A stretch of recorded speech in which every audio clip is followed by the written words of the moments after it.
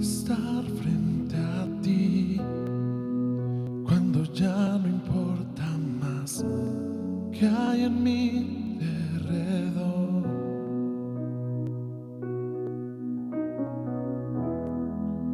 Queriendo traer algo digno que te pueda bendecir.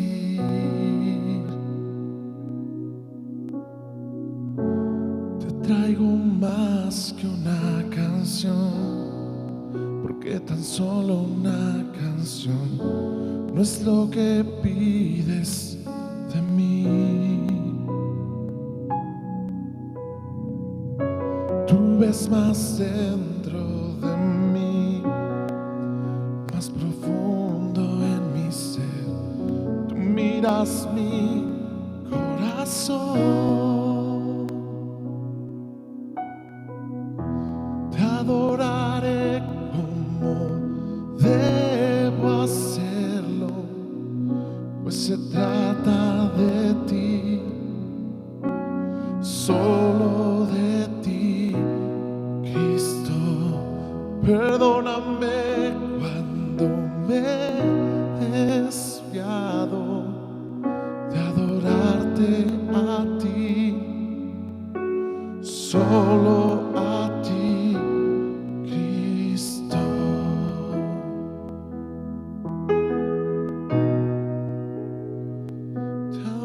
Señor, tú eres mi pasión.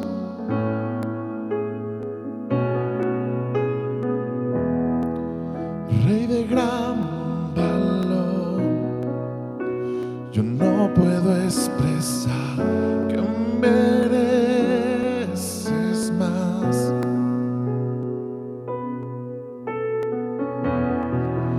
Y aunque débil soy, todo tuyo es cada suspirar.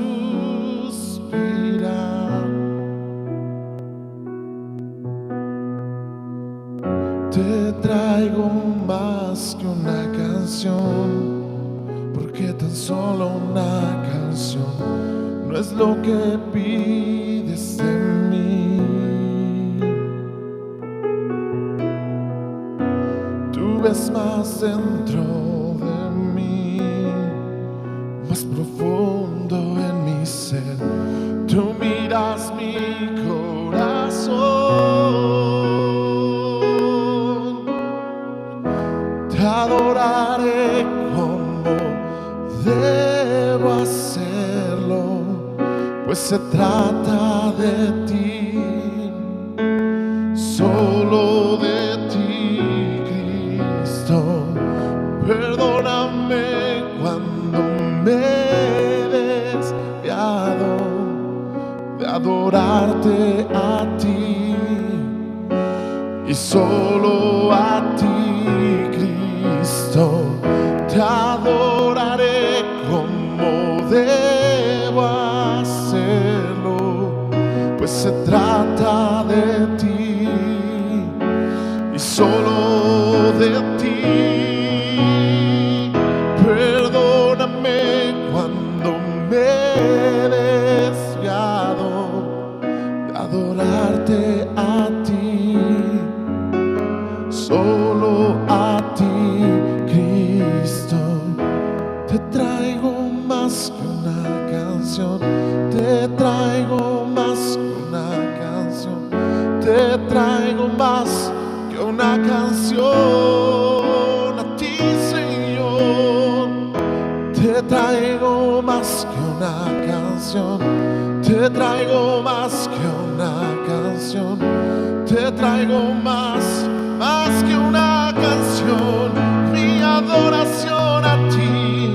Te traigo más que una canción, te traigo más que una canción, te traigo más que una canción, mi corazón rendido a ti. Te traigo más que una canción, te traigo más que una canción, te traigo más que una canción.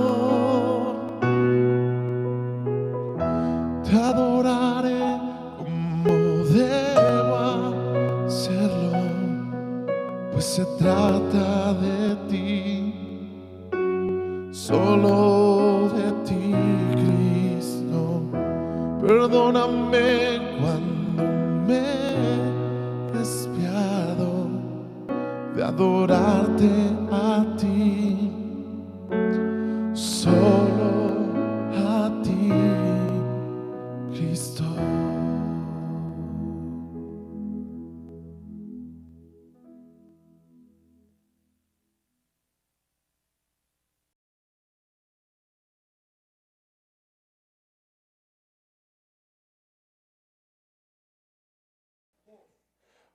Hola iglesia, ¿cómo están? Dios les bendiga. Es un gusto poder estar aquí predicando la palabra, poder compartir con ustedes este tiempo donde Dios, yo sé que va a hablar a nuestros corazones. Es un gusto poder tomar este tiempo para aprender de Dios en nuestras vidas. ¿Y qué le parece si antes de iniciar y poder compartir lo que hoy nos corresponde, pudiéramos tomar un tiempo para hacer una oración y pedirle a Dios que Él sea el que nos ayude y nos dé gracia para hablar su palabra? Padre, gracias. Gracias por este tiempo. Gracias, Señor, porque tú eres bueno, tú eres fiel con cada uno de nosotros, porque tu misericordia, Dios, es para siempre. Tu bondad es de generación en generación. Tú no cambias, Señor. Tú eres el mismo ayer, hoy y por los siglos, Señor. Gracias, Dios, porque podemos acercarnos a ti, acercarnos a tu presencia y venir delante de ti, Señor, para clamarte, para adorarte, pero también para escuchar, Señor, tu palabra, tu consejo, tu instrucción en nuestras vidas. Amado Dios, yo te pido que seas tú hablando a nuestros corazones, que sea tu Espíritu Santo trayendo palabras de vida a nuestro ser. Te lo pedimos en el nombre de Jesús. Espíritu Santo, toma el control de cada uno de los que estamos, Señor, oyendo este mensaje, de los que lo oirán en otro tiempo, Señor. Bendecimos sus vidas, Señor, en el nombre de Cristo Jesús, y te damos a ti la gloria y la honra por siempre y para siempre. Amén y amén.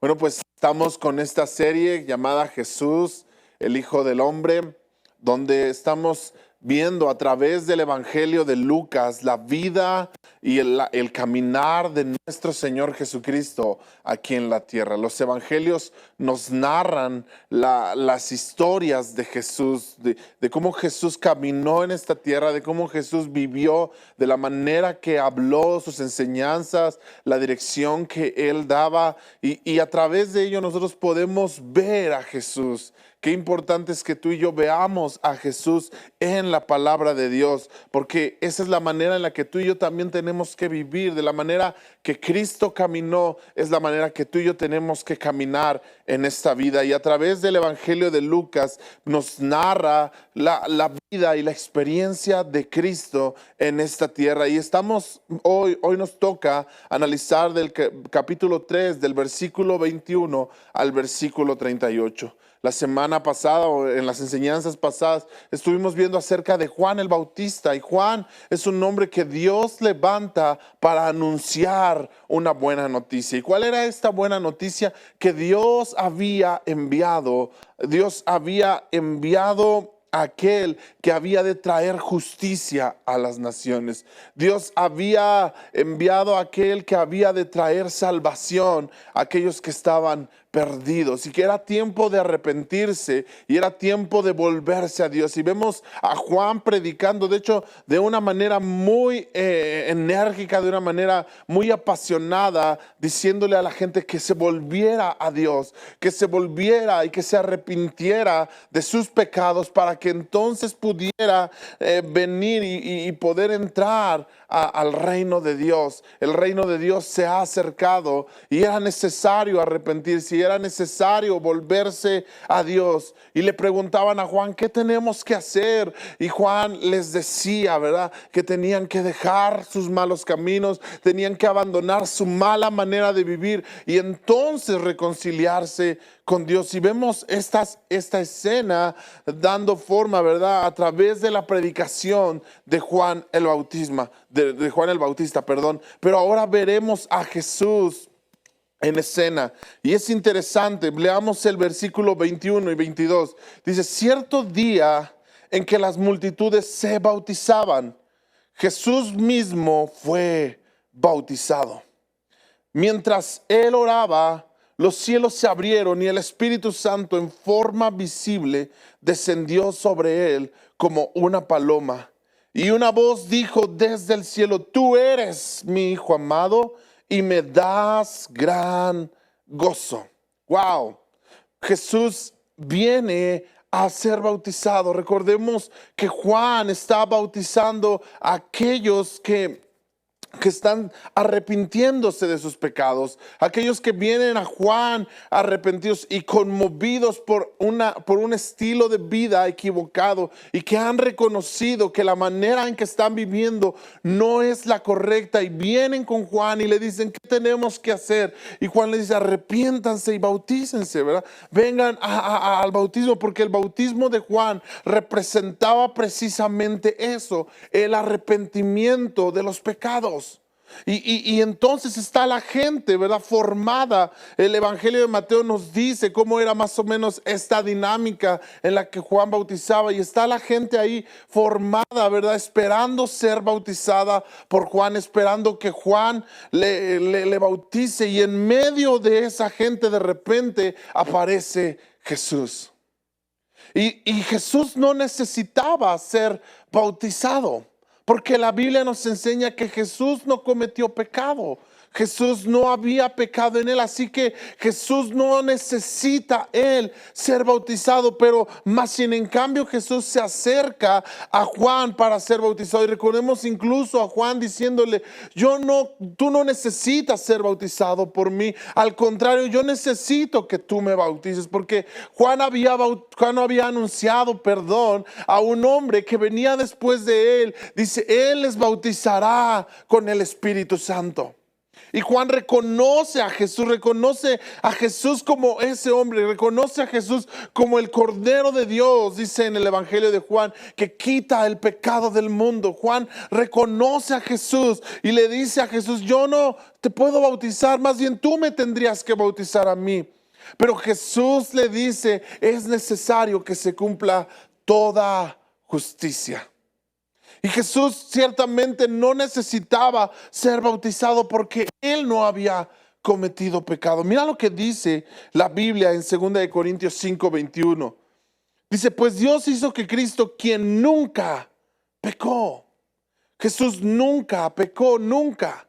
Desde que nació hasta que él murió y por la eternidad, Jesús nunca pecó. No hay pecado en él. Dios hizo que Cristo, quien nunca pecó, fuera la ofrenda por nuestro pecado para que nosotros pudiéramos estar en una relación correcta con Dios por medio de Cristo. Así que Jesús nunca pecó, pero más sin en cambio está ahí formado o está ahí junto con los que van a ser bautizados por sus pecados. También dice en Isaías 53, versículo 9, él no había hecho nada malo y jamás había engañado a nadie. ¿Te puedes imaginar esto? Jesús nunca pecó, Jesús no engañó a nadie, Jesús nunca había hecho nada malo. ¿Te puedes imaginar por un momento la escena? La gente está viniendo a Juan y dice el Evangelio de Mateo, nos narra cómo la gente confesaba sus pecados. Literalmente venían al río Jordán y antes de ser bautizados ellos confesaban. Ellos literalmente eran hombres que venían y decían, ¿sabes qué, Juan? He pecado, tal vez he defraudado, he engañado personas, he hecho cosas incorrectas, he engañado he defraudado mi matrimonio, un montón de cosas. Literalmente confesaban sus pecados y entonces eran bautizados en arrepentimiento. Y ahora Jesús está ahí, del cual la Biblia nos dice que él nunca pecó, él nunca engañó, en él nunca se halló nada malo. Pero ¿qué entonces es lo que Jesús está haciendo al venir a Juan a ser bautizado? Bueno, lo que Jesús está haciendo es tomando semejanza con aquellos a los que él iba a salvar, haciéndose semejante en todo a aquellos a los cuales Jesús habría de salvar, poniéndose en el lugar de los pecadores. ¿Te imaginas la escena? El que nunca pecó ahora está entre los pecadores. Y de la misma manera lo que Jesús está haciendo es anunciando, ¿verdad? Él nunca había hecho nada malo, él nunca había engañado, pero está anunciando no solo que iba a ser bautizado como todos los pecadores, sino que tenía y que en él iba a cargar el precio de nuestro pecado. Que Jesús habría de cargar el precio de nuestra injusticia. Isaías 53 dice: mas él herido fue por nuestra rebelión, molido por nuestros pecados, y el castigo de nuestra paz fue sobre él. Jesús tomó nuestro lugar, el lugar que le pertenecía a pecadores, lo tomó aquel que nunca había pecado. El lugar que tenía que tomar aquellos que habían defraudado a Dios, lo tomó aquel que nunca falló a Dios en nada. Y entonces Jesús toma nuestro lugar en la cruz. Jesús se asemeja a nosotros en todo. Por eso Hebreos dice que tenemos un sumo sacerdote que nos comprende en todo. Por eso Hebreos menciona esta parte, que tenemos un sumo sacerdote al cual nos podemos acercar confiadamente. Dice: acércate confiadamente, porque nuestro sumo sacerdote, dice, nos comprende en todo. Jesús es nuestro sumo sacerdote y nos entiende en todo. Jesús tomó nuestro lugar en la cruz. Jesús se hizo pecado por nosotros, para que entonces la justicia de Dios se cumpliera en Jesús. La justicia de Dios se cumpliera en aquel que nunca había pecado. Es súper interesante esto. Pero sigue diciendo la Escritura que entonces se abrió el cielo. Dice el versículo 20, dice ahí lo que estábamos leyendo, el versículo 22. Mientras él oraba, los cielos se abrieron y el Espíritu Santo en forma visible descendió sobre él como una paloma. Y una voz dijo desde el cielo: tú eres mi Hijo muy amado y me das gran gozo. Y podemos ver aquí, ¿verdad?, la Trinidad. Podemos ver aquí al Padre, al Hijo y al Espíritu Santo. Podemos ver aquí cómo se oye la voz del Padre diciendo: tú eres mi Hijo amado. Pero también vemos al Hijo siendo obediente al Padre, al Hijo siendo obediente a lo que el Padre ha dicho. Por eso cuando Jesús se acerca con Juan, y Juan no lo quiere bautizar, pero dice: es necesario hacerlo para que se cumpla toda justicia. En otras palabras, Jesús está diciendo: estoy cumpliendo todo lo que mi Padre y la voluntad de mi Padre. Entonces vemos a Jesús, al Hijo de Dios, pero también vemos el Espíritu Santo viniendo sobre la vida de Jesús. El Espíritu Santo posando sobre la vida de Jesús. Y vemos la Trinidad en este pasaje de la Escritura. Pero esta voz del cielo que se escucha diciendo: tú eres mi Hijo. Tú eres mi Hijo amado, en el cual me complazco, en el cual me agrado. Sabes, Dios está agradado de su Hijo. Dios está complacido de el Hijo que es obediente. Me llama la atención que la Biblia nos enseña acerca de que nosotros somos hijos de Dios. Juan capítulo 1 versículo 12 dice que a los suyos vino, los suyos no le recibieron, pero a todos los que le recibieron les dio el derecho legal de ser llamados hijos de Dios. Hijos de Dios. Tú y yo somos hijos de Dios. Tú y yo somos hijos de Dios. Pero Dios aquí está hablando del Hijo, pero no solo del Hijo en cuanto a por naturaleza, sino está hablando del Hijo en cuanto a que es alguien que agrada al Padre. Sabes, en el griego hay principalmente dos palabras que traducen hijo, que se traducen como hijo. Y una de ellas es la palabra tecnón, que es la que aparece precisamente en Juan capítulo 1, versículo 12, cuando hace referencia a nosotros que nos añadimos y que somos hijos de Dios por derecho legal.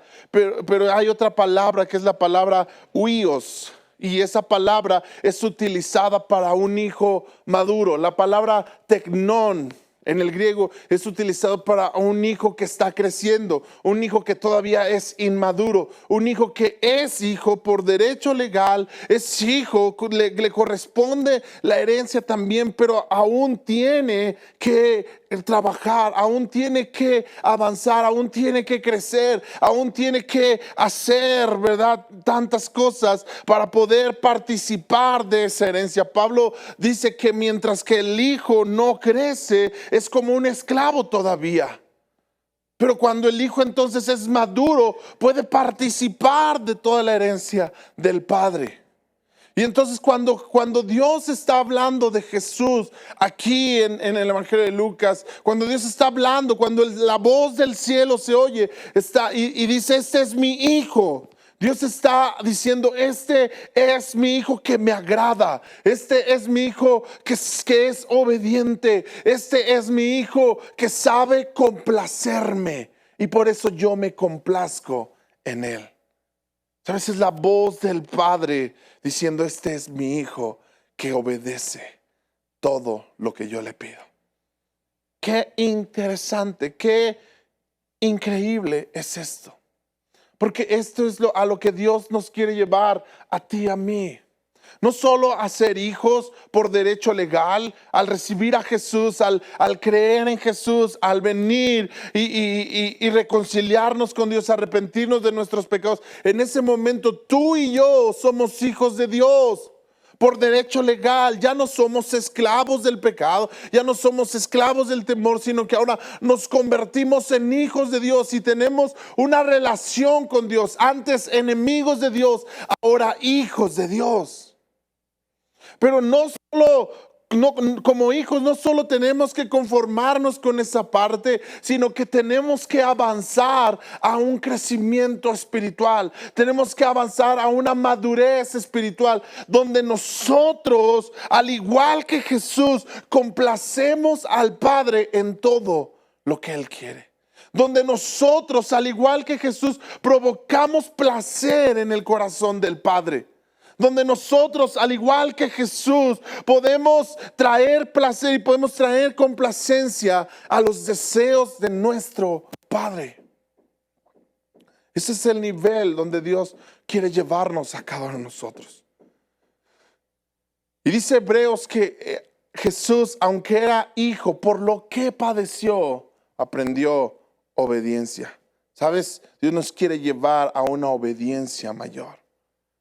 Y en esa obediencia quizá tengamos que padecer, quizá tengamos, bueno, no quizá, seguramente vamos a tener que padecer, vamos a tener que enfrentar muchos retos y desafíos de parte de Dios para que crezcamos. Pero el objetivo de Dios es llevarnos a una madurez en Cristo Jesús. Dice Colosenses que nos despojemos del viejo hombre y nos vistamos del nuevo que está hecho según a la imagen de Cristo. De tal manera que nosotros estamos llamados a parecernos a Cristo en todo. Tú y yo estamos llamados a parecernos a Cristo en todo. Pero no solo eso, cuando se oye esta voz del cielo, ¿verdad? Que dice, este es mi hijo amado en quien tengo complacencia. También hace referencia a la escritura que está ahí en Isaías 42, versículos del 1 al 4. Quisiera que lo leyéramos. Isaías 42, versículos del 1 al 4. Dice, miren a mi siervo, al que yo fortalezco. Él es mi elegido. Está hablando de Jesús. Es una profecía acerca de Jesús. Y mira lo que dice ahí. ¿Quién me complace?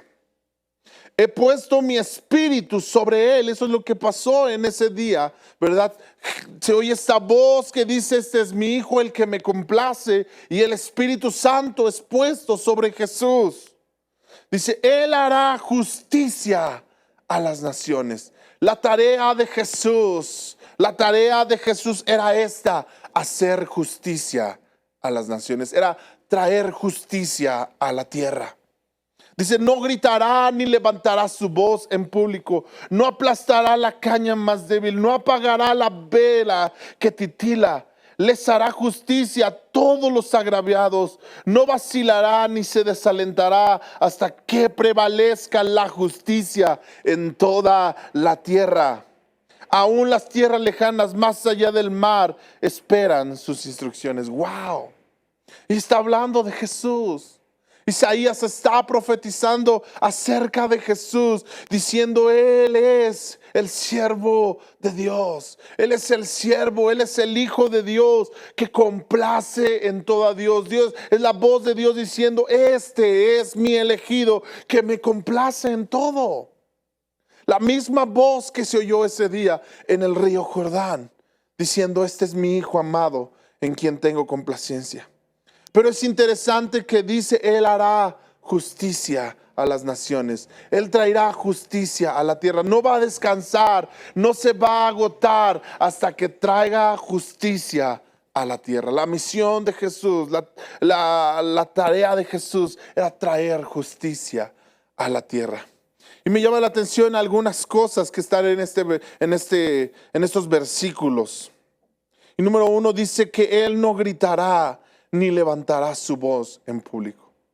Isaías nos dice que no abrió su boca. Como cordero fue llevado al matadero y como oveja delante de sus trasquiladores enmudeció. Ese es nuestro Dios. ¿Sabes? Jesús no vino a la tierra a proliferar quién era Él. No vino a la tierra en ese momento, ¿verdad? No vino a la tierra a proliferar, a alzar su voz y decir: aquí estoy yo, ahora las cosas se van a hacer así. Sino que vino a la tierra como un siervo humilde. Vino a la tierra como alguien humilde. Jesús dijo: aprendan de mí que soy manso y humilde de corazón. Y tú y yo estamos llamados a aprender de Jesús. Tú y yo estamos llamados a aprender de lo que Él es. Y Jesús dijo: aprendan de mí que soy manso y humilde. Y aquí nos está diciendo: no levantará su voz en público, ¿verdad? No va a gritar, no va a hacerse oír. Normalmente nosotros lo que deseamos es que nos escuchen. Normalmente lo que queremos es que oigan nuestra voz. Es no quedarnos callados. Es que sepan quién soy. Pero Jesús viene con esta actitud diciendo: no levantará su voz. No gritará. Pero no solo eso. Escucha, dice: no aplastará la caña más débil, ni apagará la vela que titila. No aplastará la caña débil. No aplastará, dice en otra versión, la caña cascada, que literalmente es una vara, ¿verdad? Que está a punto de romperse. ¿Qué es lo que hacemos normalmente con algo que está a punto de romperse? Bueno, pues terminarlo de romper y desecharlo. ¿De qué te sirve una vela que está a punto de apagarse? Pero Isaías, la voz de Dios a través de Isaías nos dice que Jesús no vendría a aplastar la caña débil. Jesús no vendría a apagar la vela que titila. No vendría a apagar, ¿verdad? A apagar la vela que ya está a punto de apagarse.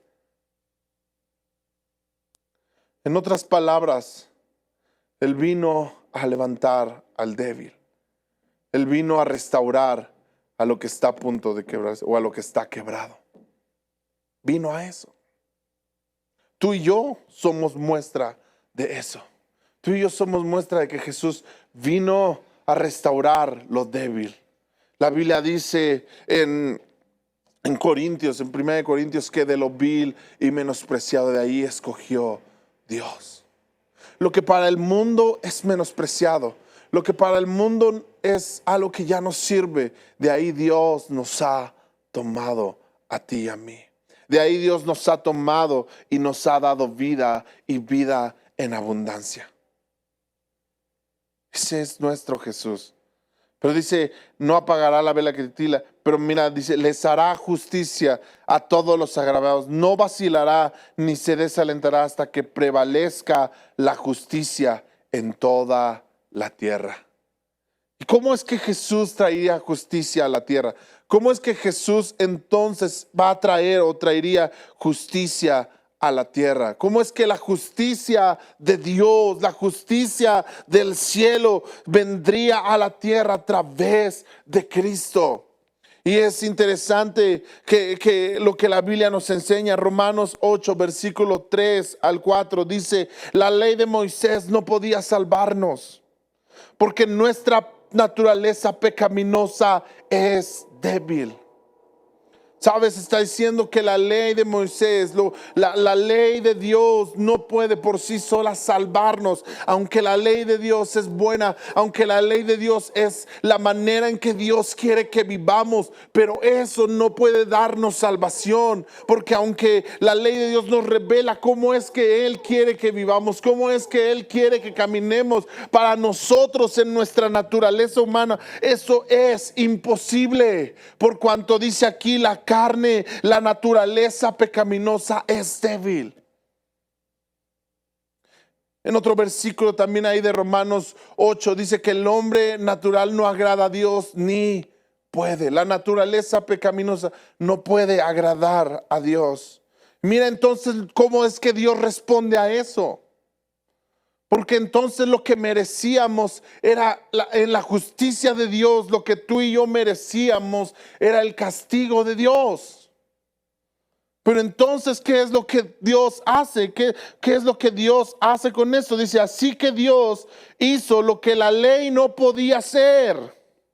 Él envió a su propio Hijo en un cuerpo como el de nosotros. Y entonces vemos a ese Jesús que está formado ahí con los pecadores, con un cuerpo semejante al de hombres pecadores. ¡Wow! Eso es lo que Dios hizo. Entonces Dios dice que Él envió a su propio Hijo con un cuerpo semejante al de nosotros los pecadores. Y en ese cuerpo, mediante la entrega de su Hijo como sacrificio por nuestros pecados, Dios declaró el fin del dominio que el pecado tenía sobre nosotros. ¡Wow! ¿Por qué es que Jesús tomó un cuerpo como el de nosotros? Porque era necesario que un hombre, que un ser humano pagara por el pecado. Era necesario que un hombre como tú y como yo pagara por las transgresiones. La demanda de la ley, la demanda de la justicia decía que era necesario que el hombre pagara por sus culpas, pagara por sus pecados. Y lo que Dios hace es darle un cuerpo, lo que Dios hace es dar un cuerpo como el de nosotros a Jesús, a su propio Hijo, y entonces en Él depositar toda la carga del pecado tuyo y mío y de todas las naciones, y entonces ahí condenar al pecado. ¡Qué increíble!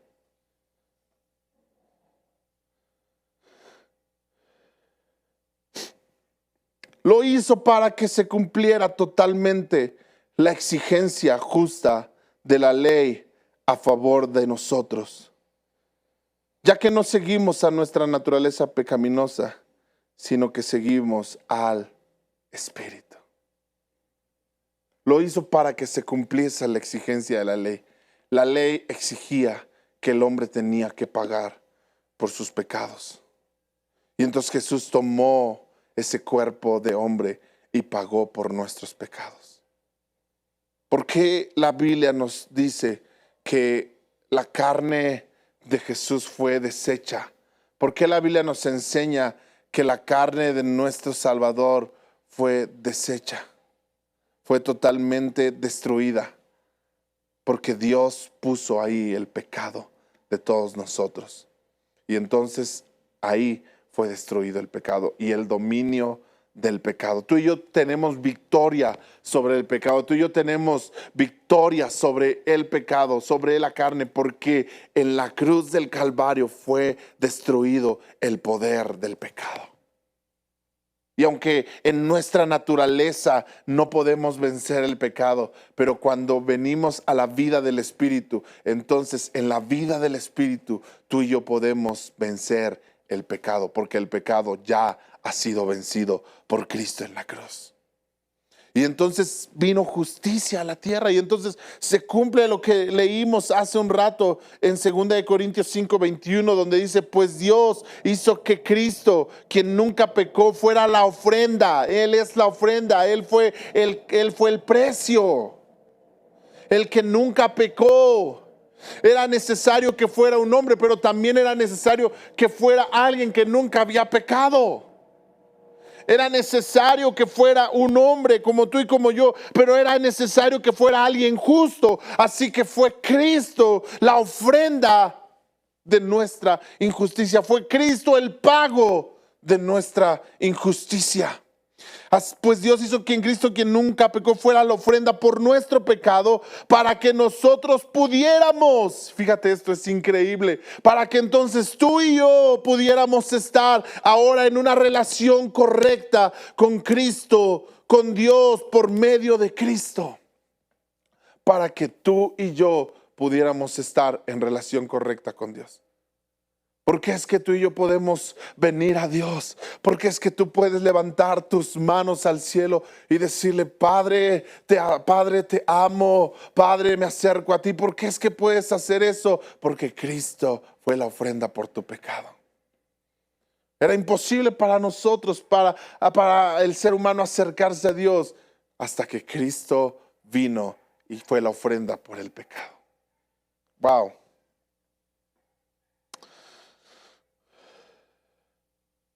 Pero no solo eso pasa ahí, no solo se oye la voz del Padre diciendo, este es mi Hijo, quien me complace. También dice que el Espíritu Santo viene como paloma, viene en forma de paloma sobre Jesús.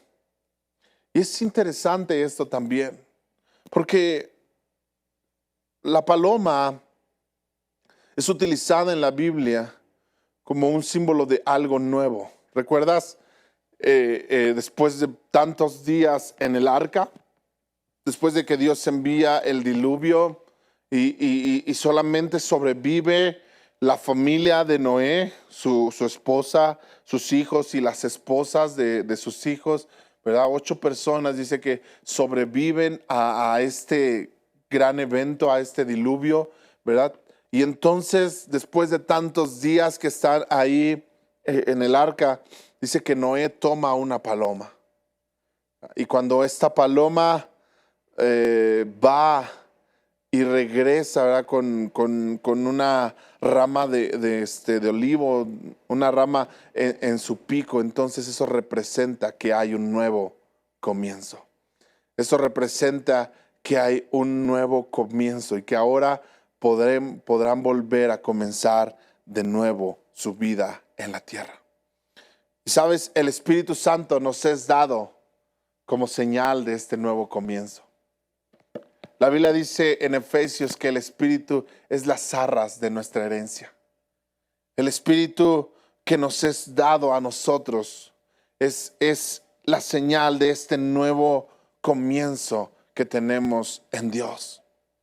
2 Corintios 5:17 dice, esto significa que todo el que pertenece a Cristo se ha convertido en una persona nueva.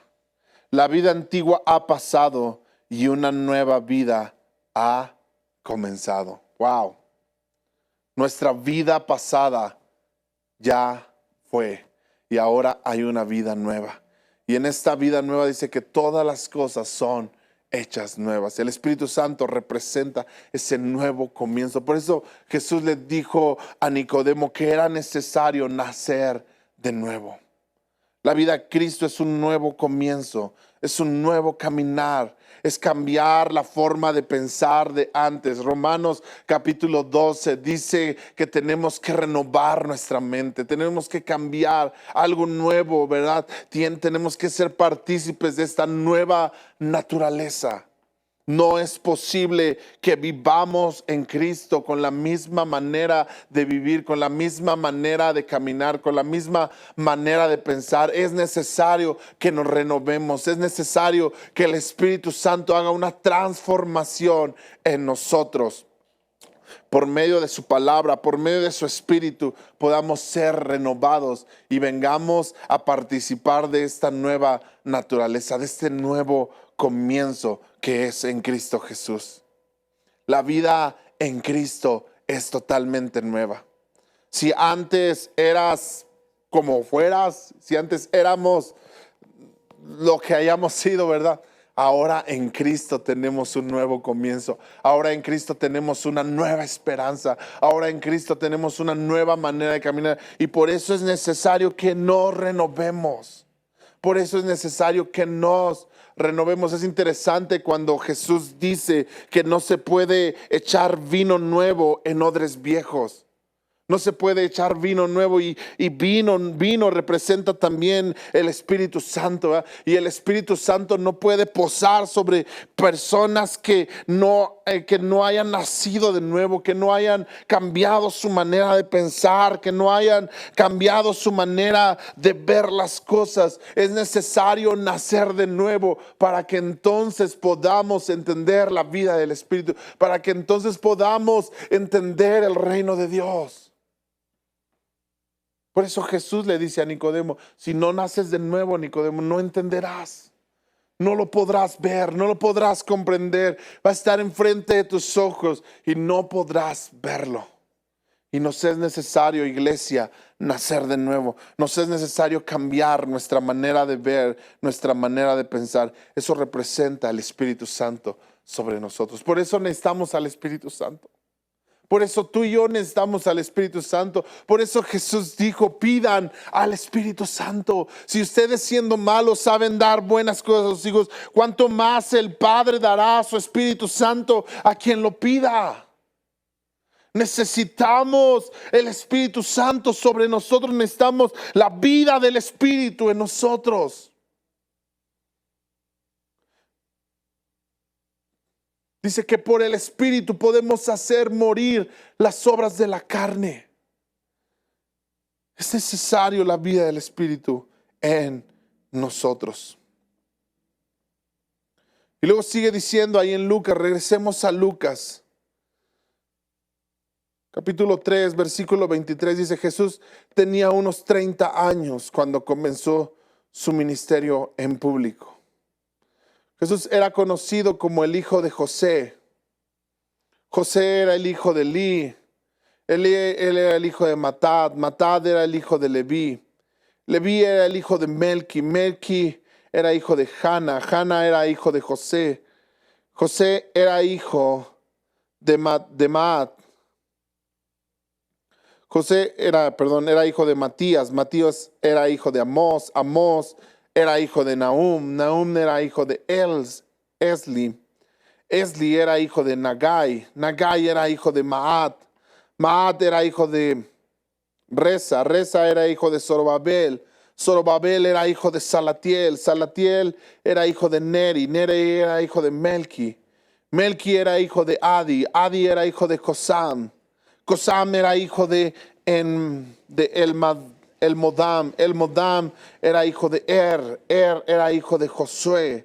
Josué era hijo de Eliezer. Eliezer era hijo de Jorim. Jorim era hijo de Matat. Matat era hijo de Leví. Leví era hijo de Simeón. Simeón era hijo de Judá. Judá era hijo de José. José era hijo de Jonán. Jonán era hijo de Eliakim. Eliakim era hijo de Melea. Melea era hijo de Mainán. Mainán era hijo de Matata. Matata era hijo de Natán. Natán era hijo de David. David era hijo de Isaí. Isaí era hijo de Obed. Obed era hijo de Boz. Boz era hijo de Arni. Arni era hijo de Rom. Rom era hijo de Fares. Fares era hijo de Judá. Judá era hijo de Jacob. Jacob era hijo de Isaac, Isaac era hijo de Abraham, Abraham era hijo de Taré, Taré era hijo de Nacor, Nacor era hijo de Serug, Serug era hijo de Reú, Reú era hijo de Peleg, Peleg era hijo de Eber, Eber era hijo de Salá, Salá era hijo de Cainán, Cainán era hijo de Arfaxad, Arfaxad era hijo de Sem, Sem era hijo de Noé, Noé era hijo de Lamec, Lamec era hijo de Matusalén, Matusalén era hijo de Enoc, Enoc era hijo de Jared, Jared era hijo de Mahalael, Mahalael era hijo de Cainán, Cainán era hijo de Enos, Enos era hijo de Set, Set era hijo de Adán, Adán era hijo de Dios. Entonces vemos esta genealogía, ¿verdad? De tantos nombres, un montón de nombres, que si alguien está buscando un nombre para un hijo, bueno, pues aquí puede encontrar algunos cuantos prospectos de nombres, ¿verdad? Pero fuera de todos estos nombres o más allá de todo este número de personas que se nombran aquí, que nos habla de la descendencia de Jesús, ¿verdad? Dice que Jesús era conocido como hijo de José.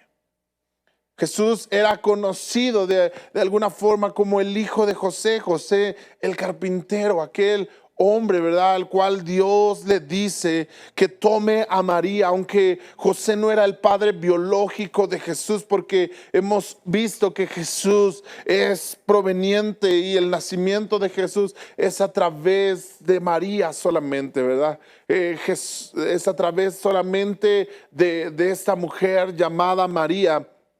Y José no participa, ¿verdad? En este engendramiento de la vida de Jesús, de tal manera que entonces podemos entender que la naturaleza divina está totalmente en Jesús. Pero también vemos que al nacer de María, Jesús toma la naturaleza también humana totalmente. Y vemos a este Jesús que es totalmente hombre, pero es totalmente Dios. Me encanta cómo lo dice Colosenses capítulo 2, versículo 9.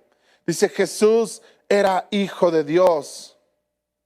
Perdón, Colosenses capítulo 2, versículo 9 dice, pues en Cristo habita toda la plenitud de Dios en un cuerpo humano. Wow.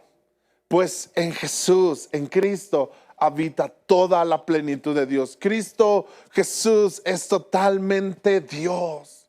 Es totalmente Dios. Es poderoso para hacer todas las cosas, mucho más abundantemente de lo que pedimos o entendemos. Pero Jesús también es totalmente hombre. Ese es el Dios en el que tú y yo creemos. Dios hombre, Dios es Dios hombre y Dios poderoso. Qué increíble.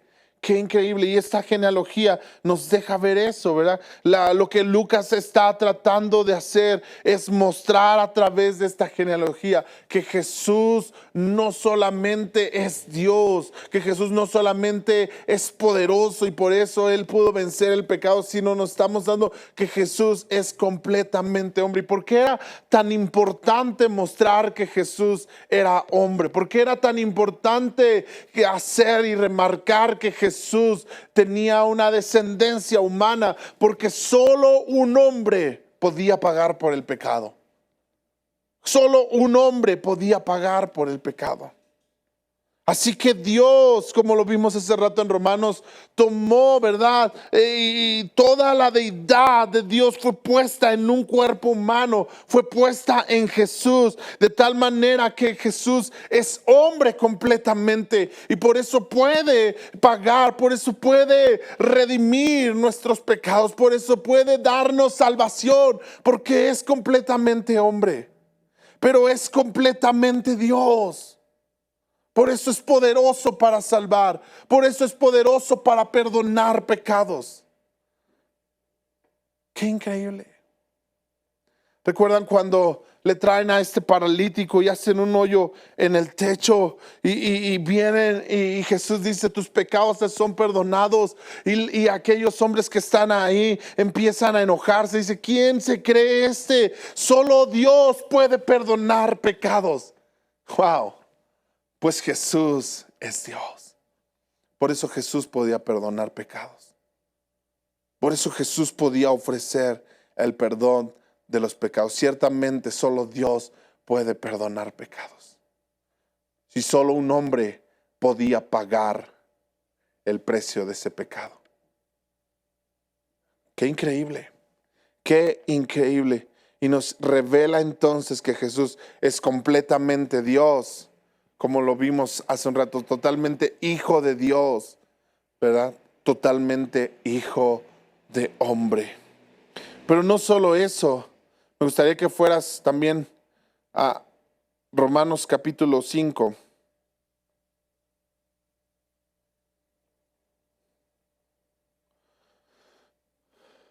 Porque la genealogía de Jesús no para, ¿verdad?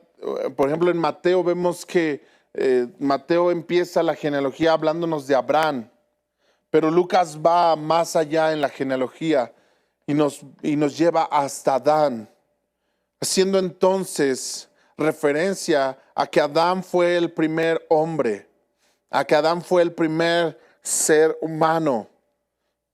Pero este primer hombre, la Biblia nos enseña y nos revela que este primer hombre falló a Dios. Y por la falla y por el pecado de este hombre, entonces el pecado reinó en toda la raza humana. Y todos los que descendemos, todos los que tenemos esta descendencia humana, todos los que participamos de la naturaleza humana, participamos también del pecado. Todos los que participamos de la raza humana participamos también del pecado. Y dice el versículo 12, cuando Adán pecó, el pecado entró en el mundo. Romanos capítulo 5, estoy leyendo el versículo 12. Cuando Adán pecó, el pecado entró en el mundo. Y el pecado de Adán introdujo la muerte, de modo que la muerte se extendió a todos, porque todos pecaron. O sea, una vez que Adán peca, entonces nos hereda a todos nosotros esa naturaleza pecaminosa y ahora todos pecamos. Y por cuanto todos pecamos, entonces todos tenemos que participar de la muerte. Todos tenemos que, todos somos partícipes de la muerte porque todos pecamos. Se introdujo el pecado, se introdujo la muerte y entonces todos estamos en ese punto. Es cierto, la gente ya pecaba aún antes de que se entregara la ley, pero no se tomaba en cuenta como pecado porque todavía no existía ninguna ley para violar. Sin embargo, desde los tiempos de Adán hasta los tiempos de Moisés, todos murieron, incluso los que no desobedecieron un mandamiento explícito de Dios, como lo hizo Adán. Ahora bien, Adán es un símbolo, una representación, escucha esto, Adán es un símbolo, es una representación de Cristo, quien aún tenía que venir. Pero hay una gran diferencia entre el pecado de Adán y el regalo del favor inmerecido de Dios. Pues el pecado de un solo hombre, Adán, trajo muerte a muchos. Pero aún más grande es la gracia maravillosa de Dios y el regalo de su perdón para muchos por medio de otro hombre, Jesucristo. Así como por un hombre entró el pecado, ahora también hay otro hombre, otro que es totalmente hombre también, y es Jesucristo. Y Él es quien nos trae el regalo y el favor de Dios. Y dice el versículo 16, y el resultado del regalo, del favor inmerecido de Dios, es muy diferente de la consecuencia del pecado de ese primer hombre. Pues el pecado de Adán llevó a la condenación, pero el regalo de Dios nos lleva a ser hechos justos a los ojos de Dios. Wow, tú y yo somos justos delante de Dios por el favor inmerecido que Jesucristo nos dio. Merecíamos la muerte, ¿verdad? por el pecado que entró en Adán y en todos nosotros. Todos nosotros hemos pecado, pero Jesús nos ha dado el regalo inmerecido, el favor inmerecido de Dios. Y ahora tú y yo somos justos delante de Dios. Pues el pecado de Adán llevó a la condenación, pero el regalo de Dios nos lleva a ser hechos justos a los ojos de Dios, a pesar de que somos culpables de muchos pecados. Wow.